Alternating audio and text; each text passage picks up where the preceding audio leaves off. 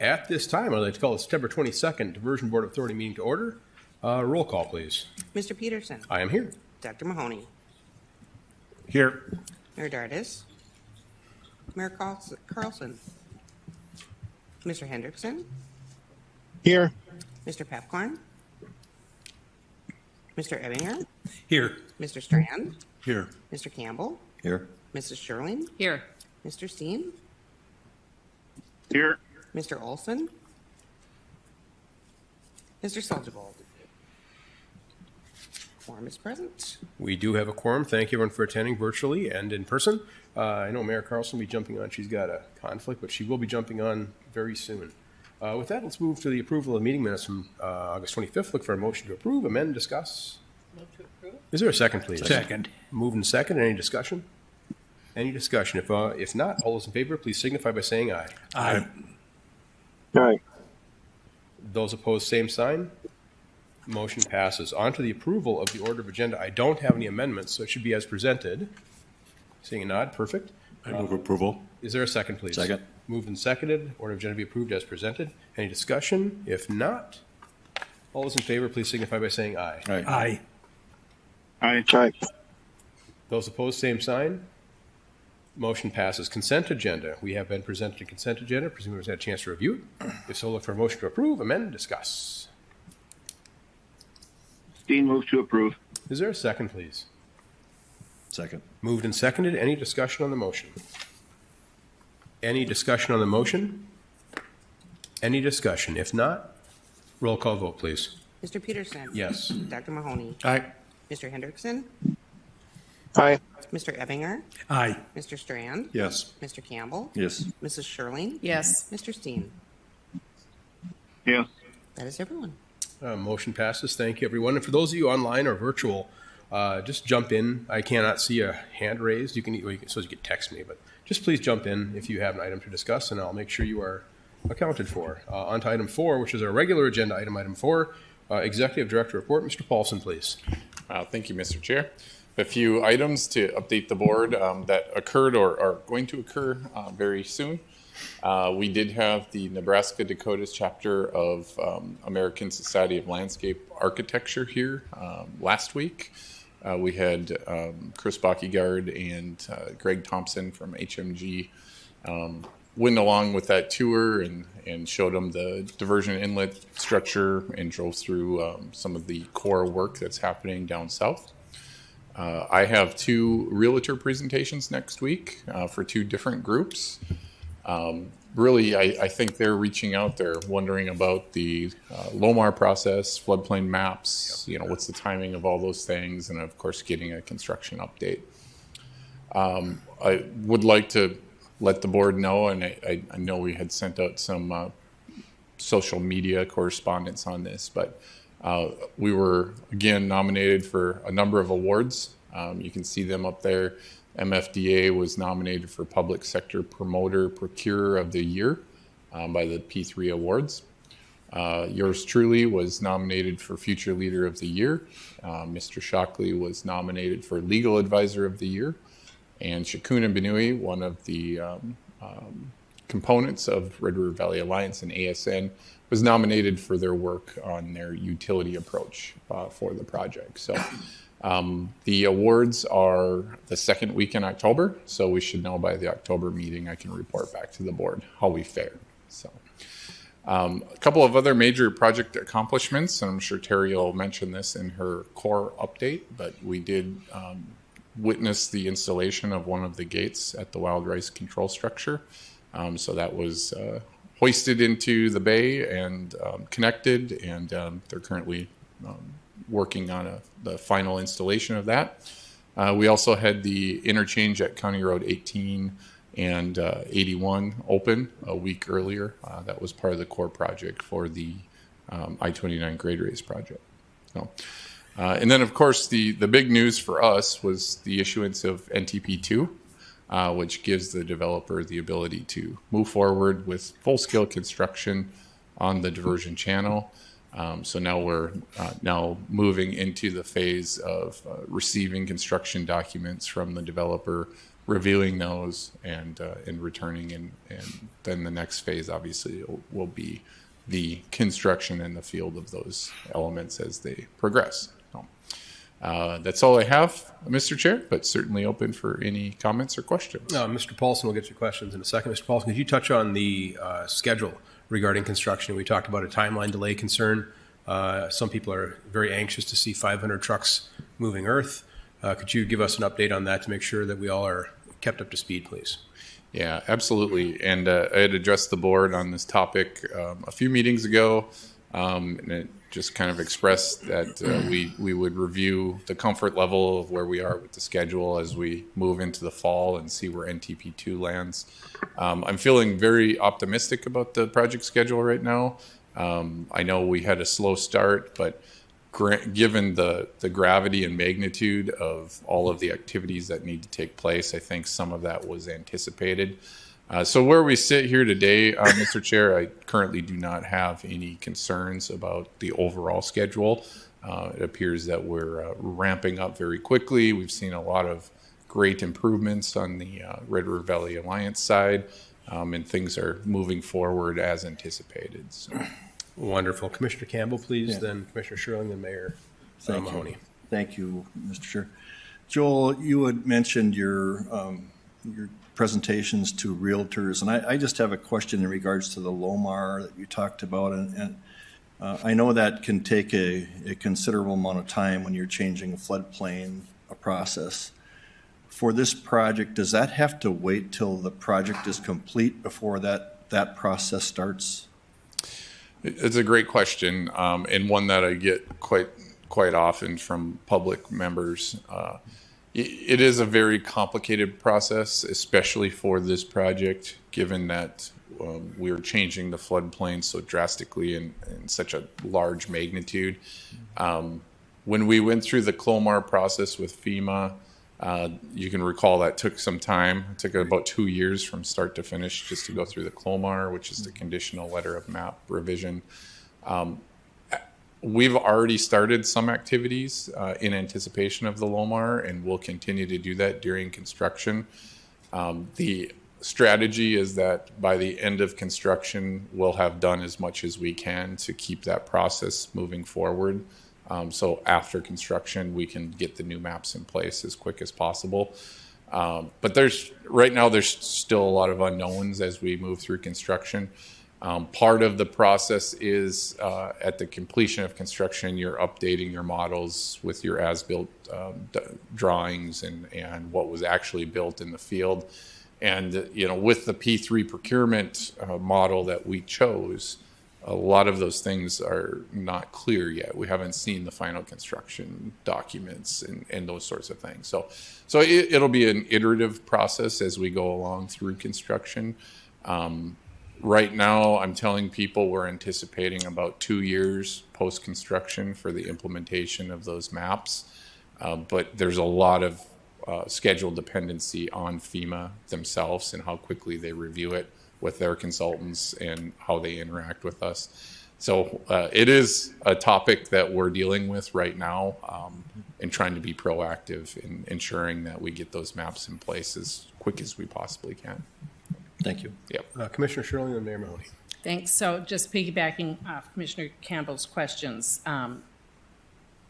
is there a place on our website that somebody can type in an address and get an idea of where they're going to be sitting in 6 years? That'd be the first question I'd want to know if I was going to purchase a house, whether it was in the middle of Fargo or out in Horace or beyond. Yeah, that's a great comment, Commissioner Sherling. And right now we do not have that feature available. But I believe we have enough information that we could set up that within our GIS system. We do have the GIS is accessible on the website by the general public, so you can go in there and see where the property is being purchased and acquired for the project. But we do not have an option to be able to put in an address and see where they're going to be on the future maps. But I think we could take a look at that. Obviously, it wouldn't be 100% accurate because as we go through the remapping, there are going to still be some areas within the protected area that will have some floodplain mapped.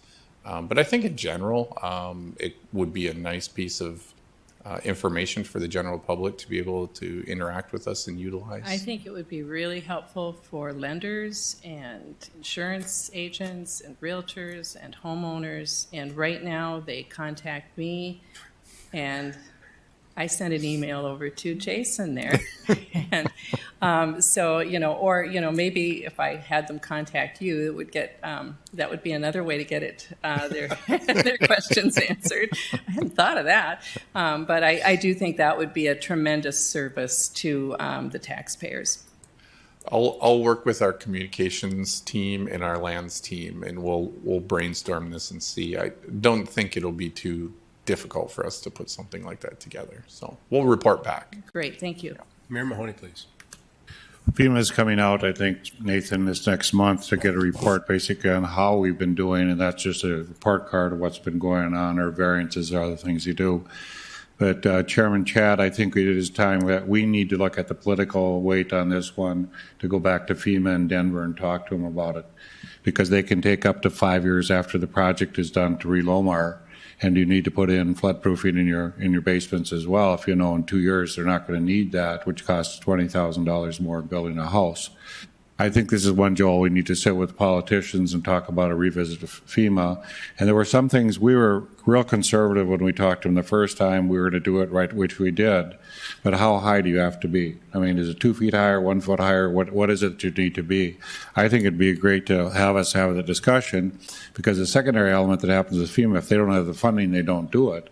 But we're doing all the work. I mean, we'll be doing all the measurements. We'll be doing everything that they would have to hire somebody else to do.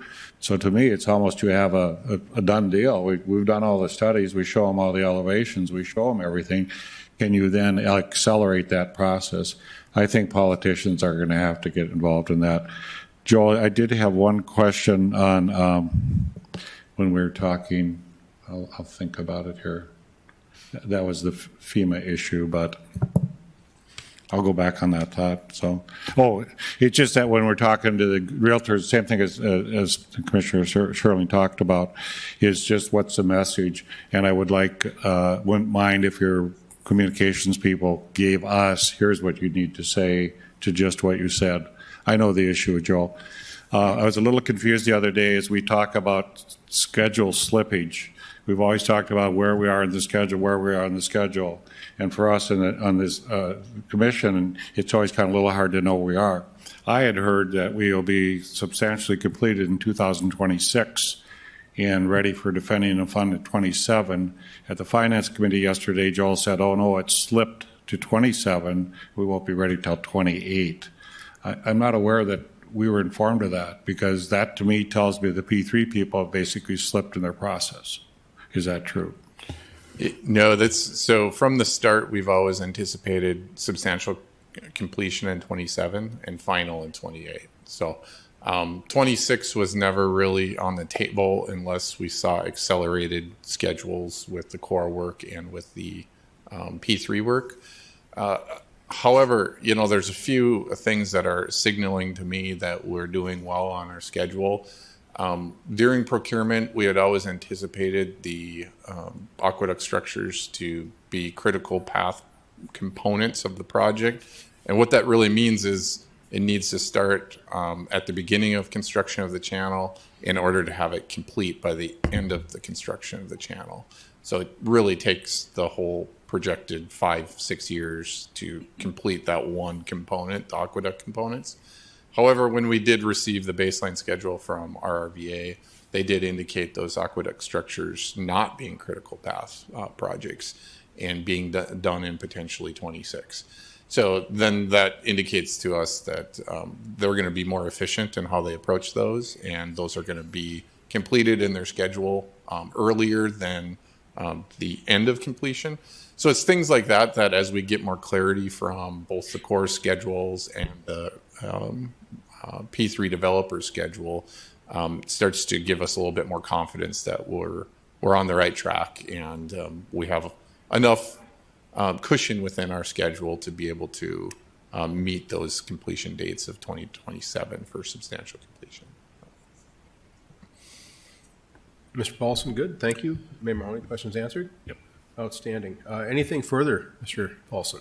You know, Mr. Chair, I'll make a comment because Mayor Mahoney's comment was really good about having a meeting with the elected officials from the various entities to discuss floodplain ordinances. Nathan and I had a brief discussion a while back, about a year ago, about this particular comment. So obviously right now, all of the member entities' flood plain ordinances are set up to address our current situation of being susceptible to flooding. Once we get the project in place, those ordinances may or may not be applicable any longer or appropriate any longer. And I think from a development and a real estate standpoint, in order to try to take a kind of a standardized approach at revising some of those floodplain ordinances to be somewhat similar or even across the whole metro area in regards to the impact of the project, I think would really be a prudent discussion to have between the different entities. And we can certainly lay some groundwork on that in reviewing everybody's floodplain ordinances, seeing how they will interact with the ultimate LOMAR and the process to get those new maps in place, and then maybe some suggestions for some of the local member entities on how they might want to deal with or revise their floodplain ordinances. So it's certainly a topic that I don't think we've talked about publicly here at the board, but it's something that we are going to need to address. And then the member entities are going to have to be responsible for administrating those floodplain ordinances once the project is in place. And if I understand Mayor Mahoney's other sort of topic on that too, regarding the engagement of our federal partners, I've sponsored or helped sponsor resolutions nationally for the basement exemption, pretty low hanging fruit, right? Basement exemption. And to let the public at large, and I'm sure our team members here know, we like to think it's common sense that we work with in Washington, that they clearly think that this is a good idea now and has been in the past, so they won't change their mind. Well, just a couple sessions ago, our friends voted on that basement exemption. They're voting on at least every other year regarding the flood insurance rates.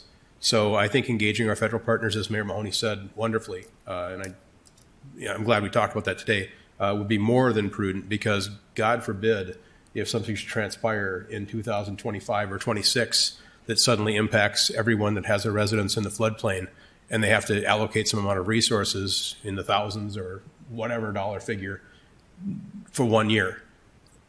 That would not be ideal. So I think it's a wonderful thing to engage our federal friends too. So good idea. Good discussion. Thank you, Mayor Mahoney and commissioners. Joel, anything else? That's all I have, Mr. Chair. Outstanding. On to item 5, General Counsel update. Mr. Shockley, please.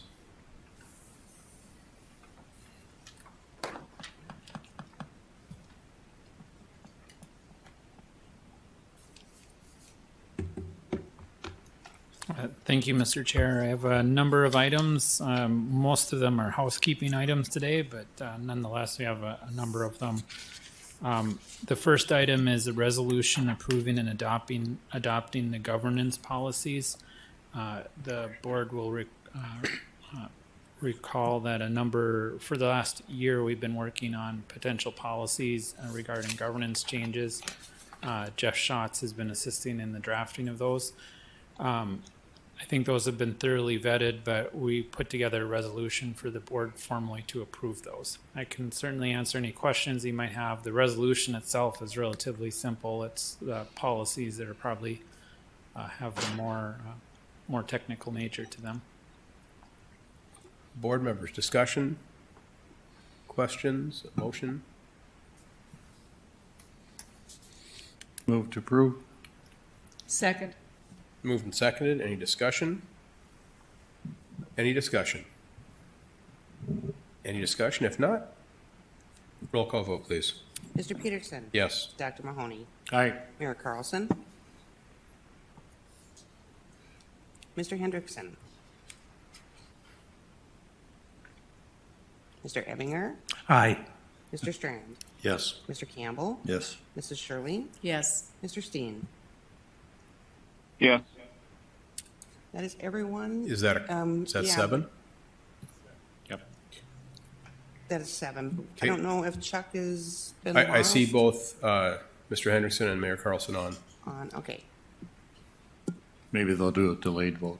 Yeah, can retroactively vote after the meeting. All right, Mr. Shockley. The next resolution that we have on the agenda is pursuant to the policies that you've just adopted. There was a desire to create a planning committee, which would be really vetting out items that would be on the agenda and policies and objectives for the Diversion Authority Board.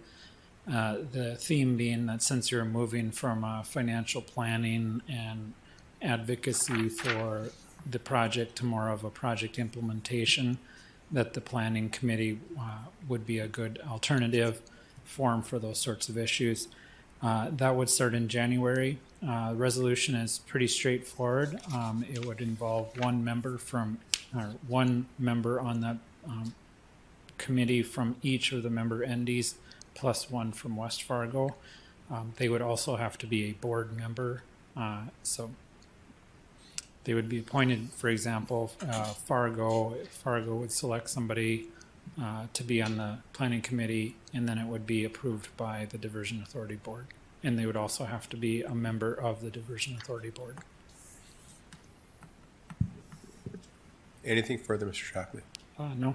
Okay, board members, discussion? Move to approve. Moved, and is there a second, please? Second. Moved and seconded, discussion. Just a quick question. Commissioner Sherman. Is the chair the DA chair, or was that in there? I'm just curious. We left it open so that the board would decide who the chair is. I'm assuming that it would be chaired by the current chair, but didn't want to get too presumptuous. Okay, thank you. Any further discussion? Any further discussion? Just got a ping from Mayor Carlson. She's having some struggles.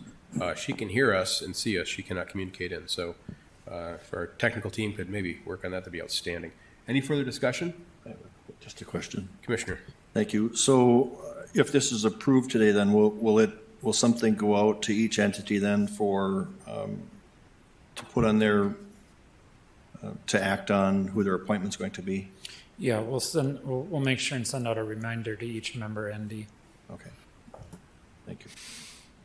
Any further discussion? Commissioner Strand. Thank you. When we have in this policy that the planning committee will make recommendations for agenda items, is that to place items on agendas, or are they vetting and recommending actions relative to agenda items? I think it's a great question, Commissioner Strand. I think the intent is that the Planning Commission would be talking through those issues, items that should be on the agenda, policy objectives, those sorts of things, sort of an opportunity to vet out the subject, and then also gather information that they would feel that would be important for board members to have as part of the decision-making process for this board. This board ultimately makes the decisions. It's more of a opportunity for that board to kind of plan out what the agenda is upcoming. So if I might continue, to be clear for me, if somebody wants to place something on an agenda, or somebody from the public wants to get something placed on agenda, does that go through that committee? I think the intent is that items that would get on the agenda would first go through that committee. That said, a board member or, two board members or the chair could put something on this agenda as part of the normal parliamentary procedure. Thank you. Any further discussion?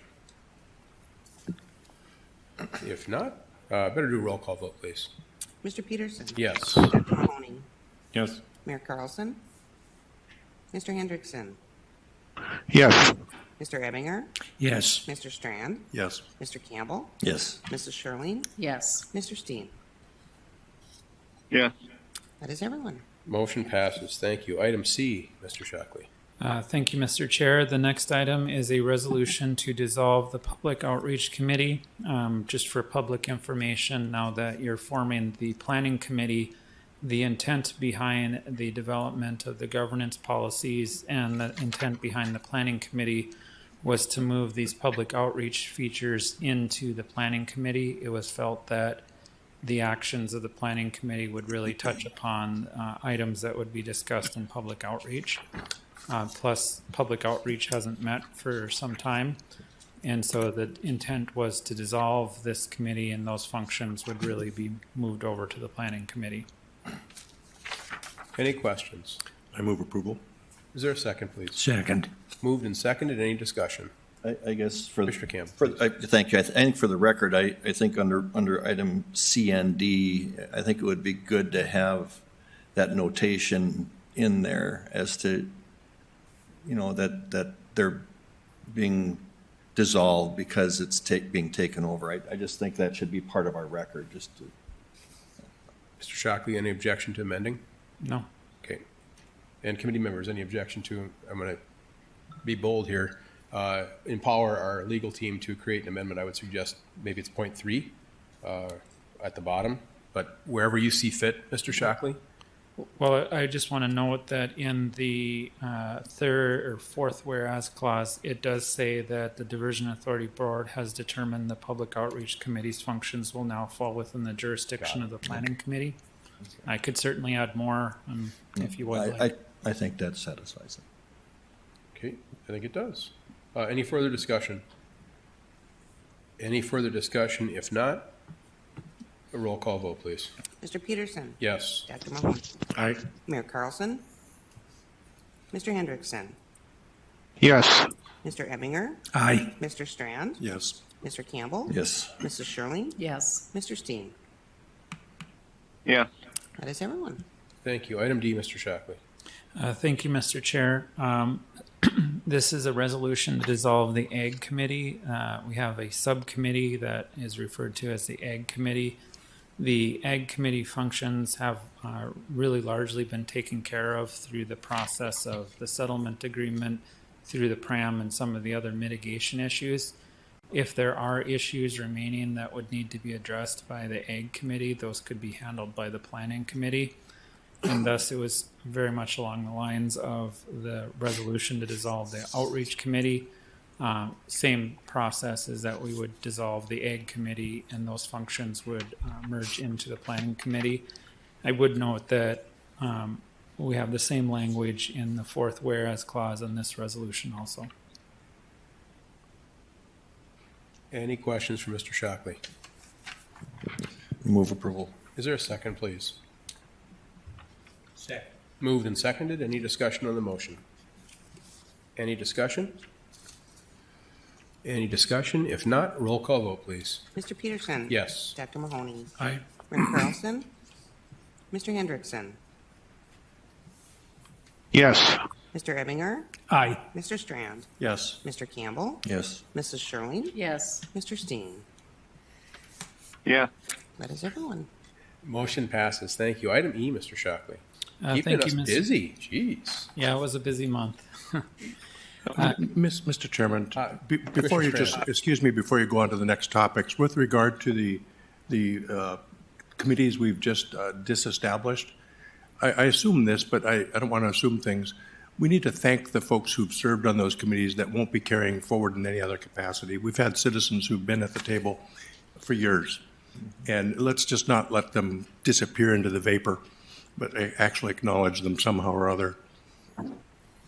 I concur, Commissioner Strand. Great thought. We often forget that most of us, before we were elected office, volunteered on a number of these committees ourselves for a period of years, as do our fellow citizens, in that it's 100% volunteer. In fact, it often costs them vacation time and some stress and tumult with their regular jobs. So yeah, ever grateful for all the boards and committee members that have volunteered in what has sometimes been a less than comfortable, less than easy position. So well said, Commissioner Strand. Thank you. Item E, please.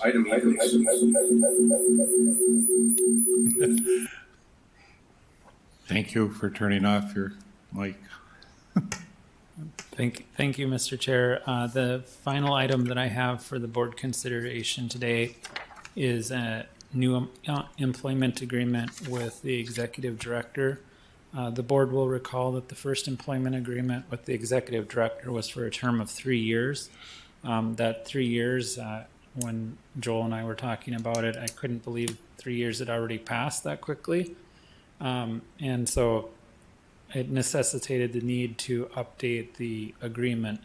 So I'll just briefly touch upon the changes that were made. There aren't many. We tried to take a light touch to updating the agreement.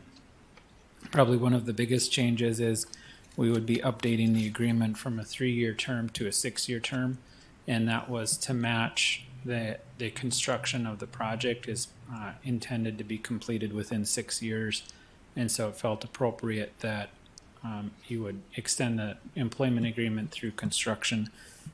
You can still, as a board, you have the right to, pursuant to the terms and conditions of the agreement, terminate the agreement if you so choose. The 2 changes on the first page were just adding some whereas clauses, just indicating that you'd entered into a prior agreement. Can you advance it on the screen, please?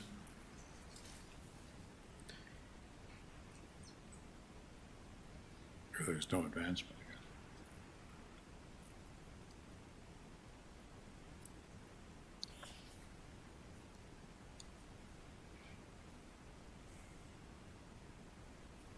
Yeah, quite a bit of scrolling to do.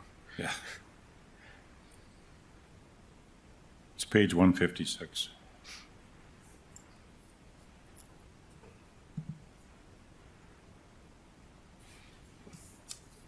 This is when the Jeopardy theme music should go in. Do, do, do. That whole. That was funny. Come on. Give me something. Jeez.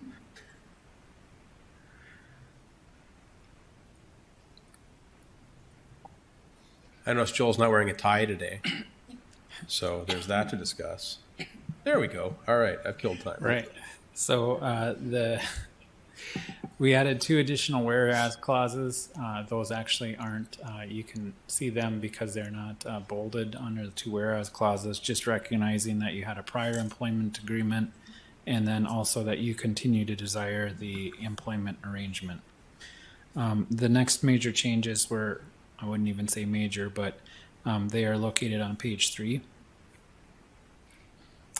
We updated the definition of when the agreement commences to September 1st of 2022.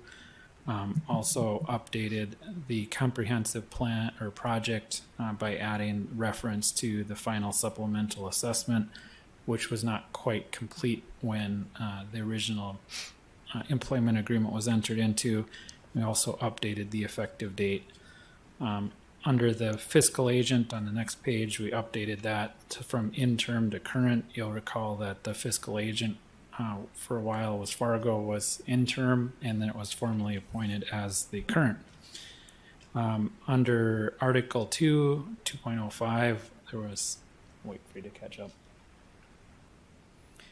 We updated that to reflect that the commencement date would be September 1st, 2022. And then the next major change would be page 7, adding T under 301. Now that the board has adopted the operational policies, and you'll recall that the operational policies include within them how you evaluate the executive director, you would be interpreting, monitoring, and following those operational policies. Under 303 A and B, we just updated it to reflect the current insurance carriers by the executive director. The term 401 has been updated to reflect 6 years. Under section 501, we updated it to the current salary paid to the executive director. Under 5.02, we previously had an automatic cost of living adjustment that was set at a specific percentage. We're proposing to change that to just following the current Social Security Administration's guidance, along with other relevant factors for cost of living adjustments that would be given to other authority employees. So instead of having the executive director at a different COLA increase, the executive director would have the same COLA increase as members of the authority. Mayor Mahoney, please. Chad, just curious what the county does. Is it tied to the Social Security COLA? No, it's a Midwest CPI. So we average that over the period of years, and that's been 20 plus years of that. What is that this year? I believe it was Mr. Wilson 8.2 Was it 8.2? I think we deviated slightly for We the did. first time deviate. in a long time. Previously, we actually had a zero. I guess in my 10 years, we've deviated from twice because we weren't going to give a 0% pay raise. I think we went to 2. There it was. Mr. Wilson, remind me what. We went to 4. Mr. Chair, members of the board, past precedent was that department heads would make a recommendation that was the upper Midwest CPI, and then that would be considered as part of the budget. This past year, that was 8.5. That was included for the original deliberation. By the time you approved the final budget, you included a 4% cost of living. When we had the 0, wasn't it 2? What was the number when we had a 0% inflation? The only time that I'm aware of in the past, I want to say 20 some years, that you had deviated from that precedent was when there was negative growth. You were at 0. Okay.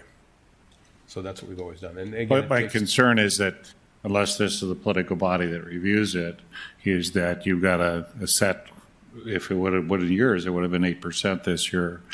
With city did 3.5, you did 4.0.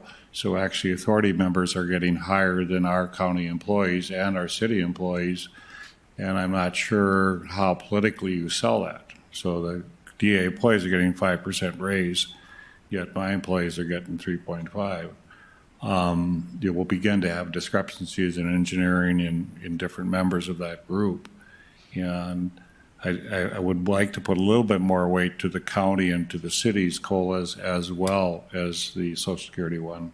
And I don't know if you want to average all three, but to me, it has to somewhat reflect what we're doing for our employees. Because, I mean, as I understand, the contractors right now are on a 3% raise. Is that correct, on a yearly basis?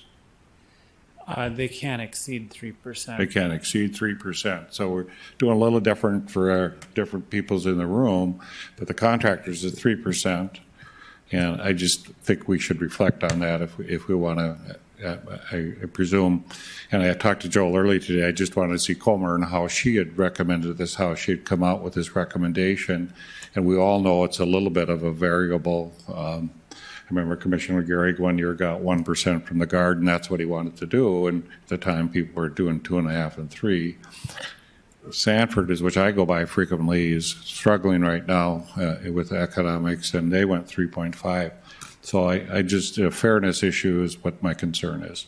You and I actually concur on that, Mayor Mahoney. I'd like to include our friends from across the river. There's a different discussion. Commissioner Steen, I think I hear you. I'll finish my thought and jump Yes, to... I have some comments when you get. Yeah, Okay, yeah. I'll finish my comment and I'll jump to you, Commissioner. Our friends across the river have a different you. dynamic entirely regarding how your employment works. You have a good portion of your population that has state contracts, if I understand, and the remainder is up to a bit of a discretion to your various commissions. So I'm going to jump to you in a second, and then I'm going to, Commissioner Steen, then I'd like some commentary from maybe Commissioner Campbell, if that's okay. Sure. Commissioner Steen, please. All right. Thank you, Mr. Chair. I tend to agree with the mayor on this one. It's kind of interesting. I read 502. It's kind of like, well, this is hardwired to Social Security unless it's not. And hardwiring anything to a given number is tough for me to swallow. I think there's a regional issue that comes into play, that the issues that Mayor Mahoney suggested come into play. And I think we need to consider all of that, and not just a hardwiring to something when it suits, when it's the best thing to hardwire to, because that's what's going to happen. And so I really have a hard time agreeing with 502 on this. Thank you, That's Commissioner. it for now. Commissioner Campbell, can you educate us as to your dynamics you have across the river, please? Sure. To be simple about it, we do not tie ours to any, there's no relation to Social Security increases whatsoever. Oftentimes what we do, and we're doing it this year, is we have a number of different bargaining units, and it's a negotiated process that we deal with there. And sometimes we actually will set a COLA over a 3-year period of time rather than one, based on those negotiated contracts.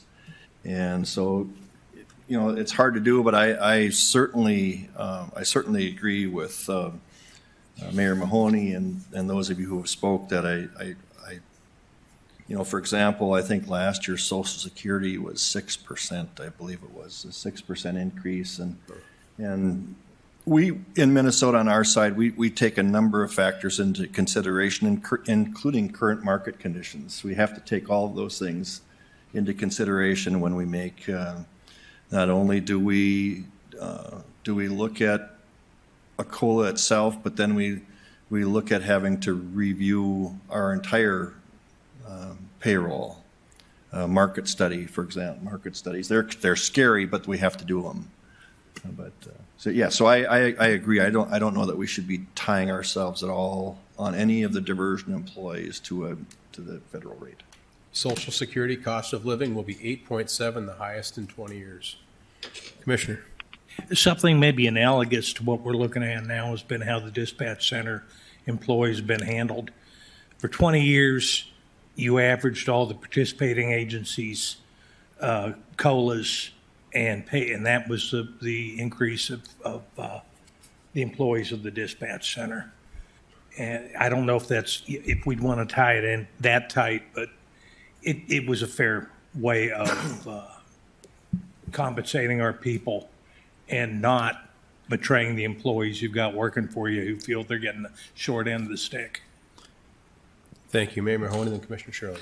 One of the suggestions I might have, that goes to the Finance Committee to wrestle down, to utilize the different COLAs in the area. Then it wouldn't be tied to anything. It would be just the Finance Committee would look at regional prices, county, city, different elements, and then come up with a COLA for them on a yearly basis.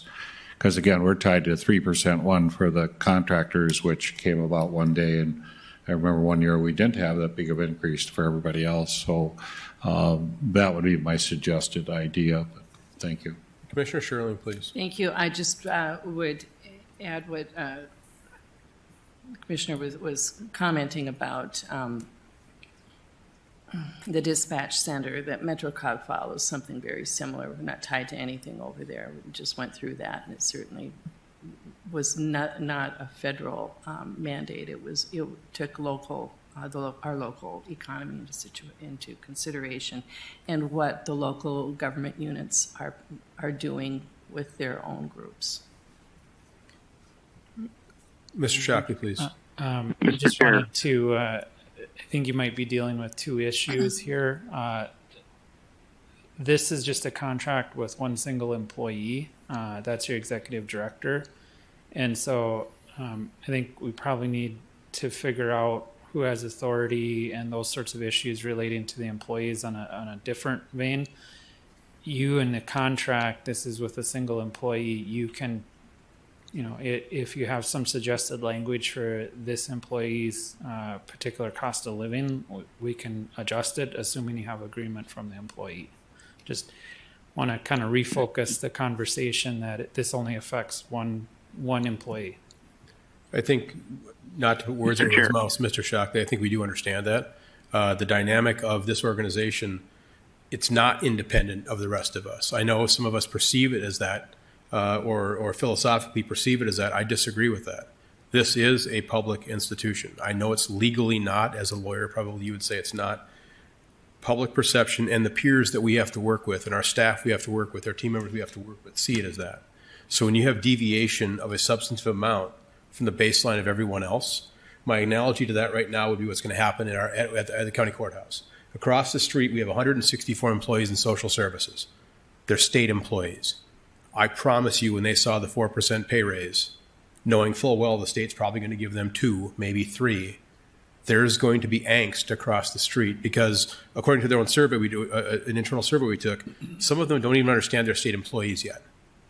They've been state employees for years, and they don't know that. So they're trying to figure out in their own mind, why did I get a 4% and my neighbor, or why did I get a 2% and my neighbor got a 4? I'm a county employee. So whether we think legally it is, perception-wise, everyone is the same member. We're all team members of the exact same organization. So I understand what you're saying. I understand the spirit of what this could be, but I love the idea of continuity. I love the idea of consistency. Mayor Mahoney, do you have a comment? Sorry, okay. And just to clarify. Commissioner Steen, sorry. This contract does not apply to the staff at the Diversion Authority. Correct. This only applies to the executive director. And in theory, you could say a 50% per year cost of living adjustment, it only applies to this employee. And I'm not suggesting that that's what you want. Just for clarity, it just deals with one employee. Understood. Commissioner Steen, please, and Commissioner Campbell. Thank you, Mr. Chair. I think the issue here is a couple of things. Yes, I understand it's for one employee. I do believe we've got a professional employee here with a professional compensation. To suggest it's tied to cost of living probably is simplifying it too much. I don't know why we would not have something as the board, through whatever entity, whatever committee wants, negotiates an annual salary adjustment or adjustment on an annual basis based upon a number of factors, including performance, cost of living, and other factors, which is then approved by the board. We have a cost of living, we have this other piece, we have another piece. It should just be a compensation package that's negotiated and approved by the board, taking into account all these different factors. My 2 cents on that.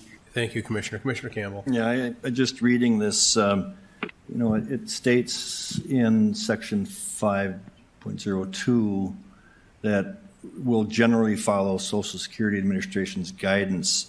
I think maybe something that would work better than that language would be local government member guidance. That would basically bring all of our entities together in determining as part of that contract what that should be. Well, I can certainly draft whatever the board wants me to draft. You do need an agreement. Since it's an agreement, the other party has to agree to it. So, Mayor Mahoney. And Kevin, just to add to that, I think the way we could fix that is the Finance Committee does have all our entities on that. So that could be a area to vent it and have it come up with those recommendations. And then, John, I think in some ways you may want to not have it. I agree with Rick Steen, is you may want to have it yearly looked at just because it just allows, Joel's doing a great job. You may want to give a higher cost of living or doing something to help because we can't bonus them. But we have to all remember, once you do a cost of living, that's his salary. It's not like a bonus. It continues to go on further. And I think that you'd solve a few problems if you just said on the cost of living adjustments, it would be left to the Finance Committee to manage that. But. Any further discussion? well, if I could suggest that. I think, Mr. Chair, we're going to have to give Mr. Shockley some guidance here on how to change this. Also, your executive director will probably need some time to think about that. It's always hard to negotiate on the fly, so maybe the best bet is understanding where the board's at. Instead of giving any specific direction, we can take that back and maybe work with the chair. I can work with the chair and see where we can get to with the employee and bring it back to the board for consideration.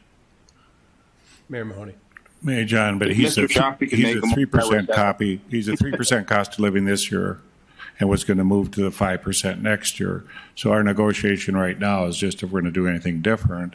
And the reality is his cost of living could go up this year if we chose to do that, consistent with the other parties. Yes. Commissioner Steen. I was just going to say if Mr. Shockley could have made a motion, I would second that, but he cannot. And I really appreciate Mayor Mahoney's comments as well. We need to take that into consideration as if we already have an agreement. So. What are the wishes of the board? Do we wish to direct Mr. Shockley to work with myself to figure out additional language? So moved. Second. Moved and seconded. Any discussion? Any discussion? Mr. Shockley, any more guidance you need from the board? No, I'll work with you, Mr. Chair, and try to negotiate out something with the executive director regarding this section. Perfect. As this isn't really actionable, because we're not taking... Commissioner Steen. No, I'm good. Thank you. Okay, Sorry. Thank you. As we're not taking action on the contract itself, any more discussion on this? If not... Sure. Mayor, please. I think the other thing is Jeff Schatz told us to stay in our lanes in some ways, so I see that issue where Joel actually is to manage his employees, and in some ways that cost of living is separate for the employees in a separate discussion, but yet at the same time, it does call political ramifications like you're talking about, Chad, in your departments. So I don't know, John, if we would maybe want to rediscuss that as well, try to get some consistency here. We may come up with something. I think it'd be unfair to Joel if he's at 3 and his team is at 5. I think equity has to be part of the discussion.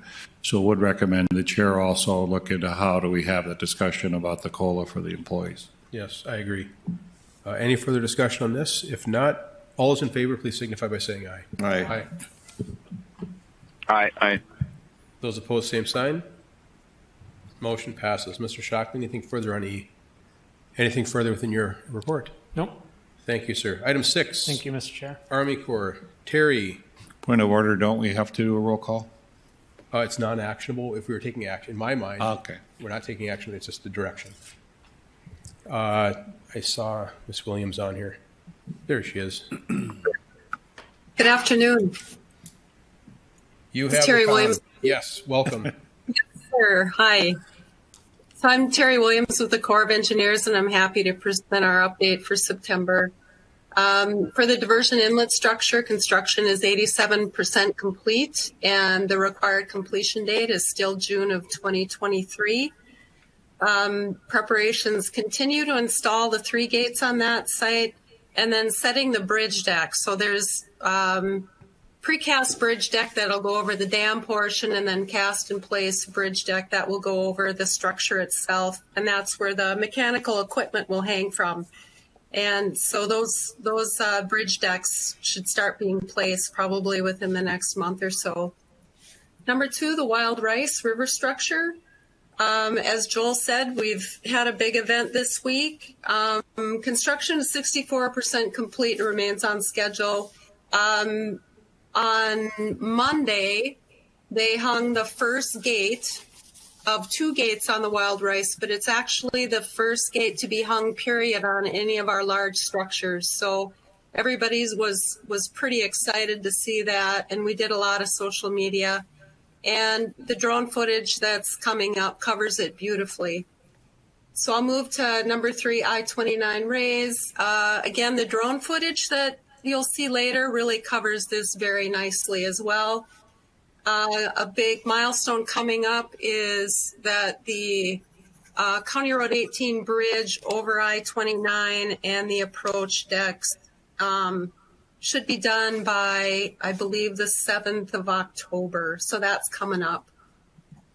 On to number 4, Southern Embankment Reach 1. Same as last month, we're still preparing to turn that over to the Diversion Authority for O&M purposes. We're writing the O&M manual and preparing the turnover letter. Number 5, Red River structure. Excavation for the structure ongoing, and if anybody's out there, you'll see that they're hauling in H-pile in preparations for starting to drive the foundations for the walls and the structure itself. Drain 27, number 6, 50% complete. The anticipated completion date is November of this year. We're very close to awarding the optional work for this project, which is the southern end, to construct the southern end of this Drain 27 mitigation project. Number 7, Drayton Dam. Site work continues. They are building a riprap road into the Red River to start working off of and driving sheet pile for the new dam. Number 8, reach SC2A, which is, of course, between the diversion inlet and Drain 27. They're digging inspection trench, which is required to locate any kind of seepage paths under the dam, and placing embankment there. Number 9, this is our ongoing design portion of this update. All remaining reaches that for federal construction are under design. And the goal of this is to complete design sufficiently so that real estate acquisition can start and have, a really good period of time for the sponsors, for you guys to acquire real estate. SC2B, the contract award of August 23 is a little in question as we get more fidelity on how long it will take to acquire land for that reach.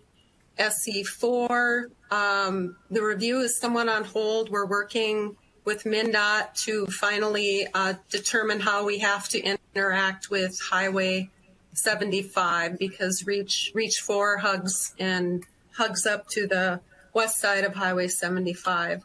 But as you can see by these contract awards, to Mayor Mahoney's point, our absolute goal is to be ready to operate this project in 2027 for spring 2027 floods. You can see by this schedule that nothing is jeopardizing that from the federal perspective. These are photos that were taken on Monday of the gate being placed at the Wild Rice structure. So this is the East Bay, it's gate 1, 50 feet wide and 140,000 pounds per each gate. With that, are there any questions? Any questions? Commissioner Sherling. Thank you. Just remind me, Terry, is the Drayton Dam complete? No, we awarded a contract this spring and they are working. They haven't started building the new dam yet, but they're making preparations to do so. And so when will that be finished, do you anticipate? Fall of 2023. Next year. Great, thank you. Any further questions? Wonderful. Ms. Williams, anything further to add? No, thank you, sir. Awesome. Thank you for your time today. Item 7, comms update. There's been some big visible progress on the FM area diversion project this past month. I'm Tom Fuchs, Senior Construction Manager for the Metro Flood Diversion Authority, and I'm here with an update on the work being done. Crews at the Wild Rice River structure near Horace, North Dakota have completed gate assembly on site and installed trunnion hubs and radial arms in the second of the structure's 2 bays. The gates were manufactured in Alabama, pre-assembled for dimension checks, and then disassembled for delivery earlier this summer. It took a handful of transport trucks to move each gate to the site.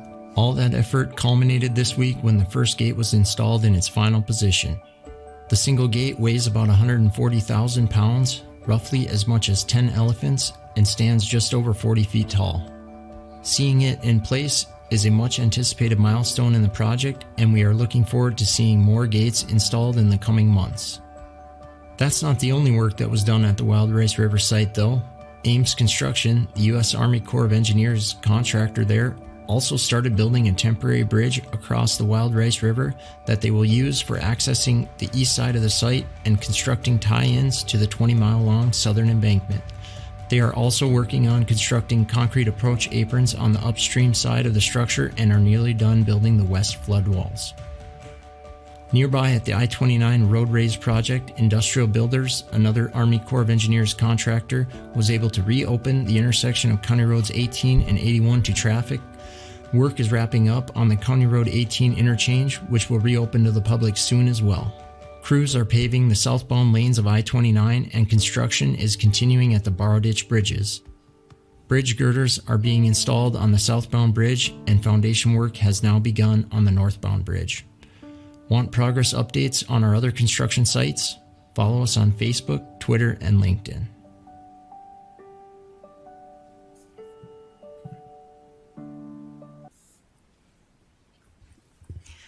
Good afternoon, Mr. Chairman and members of the board. I need to give some kudos to C3 for a quick turnaround on the video this month because we really wanted to see some video of that gate. That came together really nicely. Just have a quick update for you this month. The diversion current, of course, we're continuing to track results. Didn't send it out on the date that I anticipated. We were waiting on a piece of information. And so I'm hoping it's only because it was later on a Friday that we dropped down a little bit on that open rate, but we'll continue to monitor it.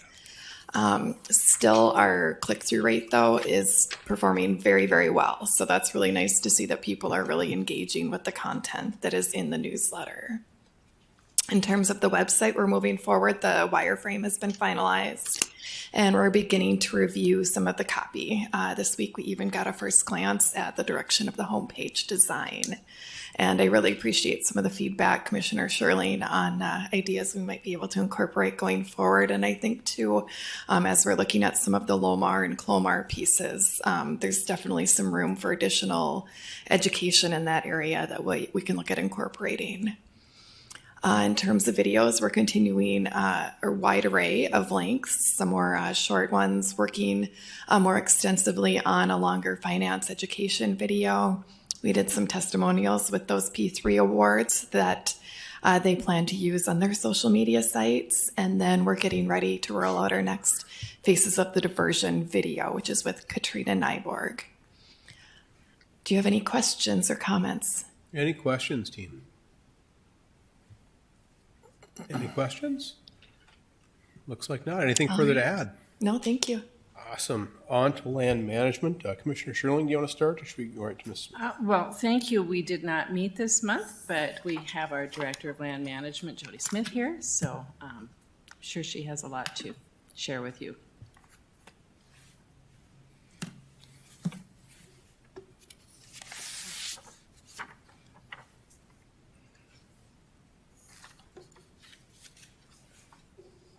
Okay, so I'm going to try to be quick here and still get to a report. I wanted to address a question that you addressed to Mr. Paulson earlier today. If you go on our website and you go under the About Project tab and scroll all the way down, so it's a little ways down here, you're going to see this widget, we call it, that will show where the impacts of the project will have on the Fargo-Moorhead area. This doesn't address the concern of the specific address that people would be looking at, but certainly provides a conceptual understanding of what the impact of the project will be. Additionally, under the project status page, we do have this page that addresses the CLOMAR status. So it does provide the update, and then there is a YouTube video that will step through what that process looks like for us. Again, we don't have a specific deadline for that, but it helps the public understand what process we need to go through. And the last bit I want to show you very quickly is this interactive map right here. If constituents can go into this map, right now it does not show you the impacts of the project on a specific address. What they'll need to do, let me see if I have good hand-eye coordination this late in the day. What we'll do is add a layer over here that they'll be able to select before and after. I have it on the map that I have access to as an employee. It's just not on the one that's out there for the public. So I'll get a hold of our team members over at A2S, and they'll very quickly be able to add this layer so that the public has that. We should be able to have that done by the end of next week. That'd be great. Thanks. So, okay. Can you show Mary's house? I know I went through that very quickly, so if you have any questions, please let me know. So as an update, again, these are maps that you're accustomed to seeing. They've been in the board packet in the past. Scroll to the next page, you'll see the construction footprint. Our acquisition rate is at 92.24%, and the UMA footprint is just over 24%. The next slide breaks it down a little bit further, so you can see the Southern Embankment and associated infrastructure. That's at 76%. That dial's moving a little bit slow. As Terry just went through from the core, we're still waiting for some of the drawings, especially on SE4 and SE5. So it's not that the team isn't working towards acquiring these. We just simply aren't at the point of even completing our appraisals and going out and seeking acquisition of those properties. The upstream mitigation area, we're at 24.4%. I do want to call out our land agents at ProSource. They're successful today in getting both boards to approve some flowage easements. So in total, we were able to close on 10 of those today. So that's a huge success for us. And I know that we're continuing to progress forward.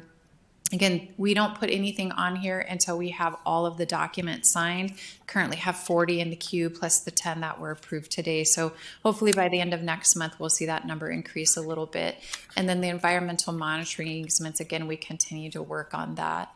If you scroll to the next page, then we just kind of go over some of the key activities we've been working through this past month. We are working at negotiating settlement agreements for existing eminent domain actions. All of those that haven't been reached yet, we are in active negotiations. We are continuing to conduct appraisal reports and making purchase offers, particularly in SE2B and for Phase 3. We are strategizing on how we will start sending out the last written offers for flowage easements. Again, the respective boards can expect to hear an update in October. We're planning to do a UMA crop insurance and flowage easement public information meeting. Those will be on November 2nd and November 3rd. We'll certainly send out an invitation to you, so you're welcome to attend those. We will have our consultant from Watson Associates here with us. He'll be able to answer those questions about the crop insurance. We have a guidance document that we're working through and have put into place. What we don't have is a finalized policy. Mr. Shockley and myself and Mr. Dodds met with our focus group with our crop insurance. We're continuing to develop that policy. It won't be able to be implemented until we're within 2 years of the project go live. So until that point in time, it will continue to just be in draft, but it's certainly at a point where we can start sharing some of the provisions with the farmers in that area. And then we're also using a new irrevocable license as an option for unsigned environmental monitoring easements. Again, it's just another tool in the toolbox for our land agents to go out and acquiring those property rights. Any questions that I can answer for you? Any questions from land management or for land management? Excuse me. Any questions? If not, Commissioner Sherling. Jody, we're on schedule? I would say yes and no. So if you go back up to the chart, thank you. So the stormwater diversion channel, we have one property rights that we need to acquire for a road raise. So I don't think that that's at risk. The environmental monitoring easements are an ongoing kind of conversation that we're having with the landowners. So I won't ask Terry to say anything today. I'm sure she'd like to see that at 100%, but that's not quite there. The southern embankment, as Terry kind of noted, especially with SE2B, that would be the one. If we end up going into eminent domain on those, it may push the core schedule a little bit on that. We're starting to acquire the properties in SE4 and then looking towards SE5. So I don't know that we're behind schedule on that one yet. With the upstream mitigation area, I would like to see us to be a lot further along than we are at the 24%. Again, that's why we're looking to start sending out some last written offers. We've been meeting with the land agents, asking them kind of who's ripe to receive a last written offer. So if we're in active negotiations with the property owner, we don't want to send them this last written offer. It could be perceived as aggressive on our part. And so trying to keep up that communication with the land agents and the property owners. So on schedule, I would say yes. The upstream mitigation area, I would certainly have liked to have seen more progress by this point. So great, thanks. Any further questions? If not, we can push into item 9, which is Finance Department. Mayor Dardis is at League of Cities today, or getting to League of Cities today. I'm not sure if you just want to go right to Mr. Bakkegaard, or I can give an introduction. I'll take care of that. Oh, Commissioner Steen, please. I'll take care of it. Yes. Yep. So, yeah, just a quick update on the Finance Committee. The Finance Committee did meet yesterday. Most of everything we addressed was approved in the consent agenda. There was an item as well that we covered. We did a brief review of the early draft of the 2023 cash budget. No action required there because it's in the early stages. And then I do believe we've got one item that needs action, and I'm not sure if somebody there was going to introduce that, or we can just move into action on that. Thank you, Commissioner Steen. Mr. Chair. Chris, are you going to give us an introduction? Yes, I can. Chair Please. Peterson, board members. We discussed yesterday, in our ongoing efforts to prepare the land for project operations, we do have another contract for home demolition or home moving project, WP40G.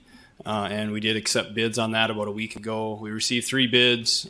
2 were very competitive. 1 was a little off, and they were all competitive with our engineer's estimate. So yesterday, the Finance Committee did recommend approval of a contract to the low bidder, Schmidt & Sons, in the amount of $794,312. So I'd again make that recommendation to the board today. and would answer any questions if you have. Wonderful. A couple items we discussed yesterday. Mayor Mahoney brought up one and Commissioner Pepcorn brought up another. Mayor Mahoney stressed that our good friends at Schmitz actually do a bit of recycling of these products. So given the fact that home construction is exponentially more expensive than it's been ever in my lifetime probably, and certainly year to date, there's something to be said about A, providing a value to the future homeowners, and then B, reusing in its entirety, as much as they can in their entirety, that space, which I think is remarkable, how wonderful that is. And then item B, Commissioner Pepcorn brought up the fact that we have another local contractor, both industrials local too, but another local contractor that's being hired for work. And I think it's important to stress that some of the concerns, the angst prior to this, in that we were going to outsource everything and all this money was going to go to some other area of the country, I think we're validated every time these numbers come in. And clearly we're tickled pink with the engineer's estimate being slightly above the actual accepted bid. So good discussion yesterday. Any questions from our board members? Move to approve. Is there a second, please? Mr. Chair. Second. Moved and seconded. Commissioner Steen. That was it. Okay, thank you. Any discussion on the motion? Any discussion? Any discussion? If not, roll call vote, please. Mr. Peterson? Yes. Dr. Mahoney? Aye. Mayor Carlson? Mr. Hendrickson? Mr. Ebbinger? Aye. Mr. Strand? Yes. Mr. Campbell? Yes. Mrs. Shirley? Yes. Mr. Steen? Yes. Motion passes. Mayor Mahoney. Just that public didn't see the financial meeting, but the question of Minnesota's involvement and commitment to the project was brought up. We had a very good discussion by Mr. Shockley to explain that. And the final, both Fargo and Moorhead have put money in the county as well prior to the diversion final ticket or pricing. But Minnesota doesn't always get credit for the money that goes on the accounting stuff we see. So we would say that Minnesota right now has put $43 million in. They have a commitment of $86 million, and their $43 million that they owe is on task. I think Commissioner Campbell, you guys have a plan going forward on the bonding and how Minnesota works to figure a plan of how to finish that commitment. So we verified there's no way that the Minnesota is not in this project, and Minnesota is taking its obligations seriously. And I think, Kevin, your team has been doing a great job in working through the different people and property as you have. And people have to understand that North Dakota and Minnesota are different. It's a different way of doing things. But you guys are fully engaged in this process. I agree. Well said, Commissioner Campbell. Anything further for finance? If not, any questions? Nothing for me. Outstanding. Thank you, Commissioner Steen. On item 10, other business, I don't see anything. Mr. Paulson, anything for other business? Okay, then if not, 11. Next meeting is October 27th, right before Halloween. I expect us all to wear costumes. I think that's in the bylaws somewhere, pretty sure. If not, item 12, please. Move to adjourn. Is there a second? Move to adjourn. All those in favor, signify by saying aye. Aye. We stand adjourned. Thank you, everyone, Aye. both physically and virtually. Have a good rest of your week.